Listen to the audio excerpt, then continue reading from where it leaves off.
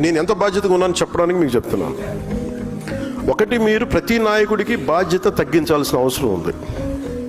అంటే ప్రతి సమస్య, ఇప్పుడు ఒక ఊర్లో రోడ్ లేకపోతే పవన్ కళ్యాణ్ దగ్గరికి వచ్చేస్తే రోడ్డు వచ్చేస్తాను అన్నారంటే ఇట్స్ ఎ ఫెయిల్యూర్. అది ఒక జిల్లా కలెక్టర్, స్థానిక ఎమ్మెల్యే చేయాల్సిన పని, స్థానిక సర్పంచ్ చేయాల్సిన పని ఒక ఉప ముఖ్యమంత్రి స్థాయి వ్యక్తికి వచ్చి సాల్వ్ అవుతుంది అంటే అది మన ప్రజాస్వామ్యం తాలూకు లక్షణాన్ని బలహీనపడిందని అర్థం.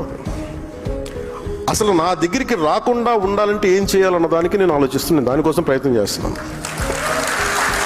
అంటే ఒక ఆడపిల్ల వచ్చి, ఒక చూపు సరిగ్గా లేని ఆడబిడ్డ ఇండియాని రిప్రజెంట్ చేస్తూ వచ్చి ఆ పాప అడిగింది మా ఊరికి రోడ్డు వేయమని. అది ఎవరిని అడగాలి?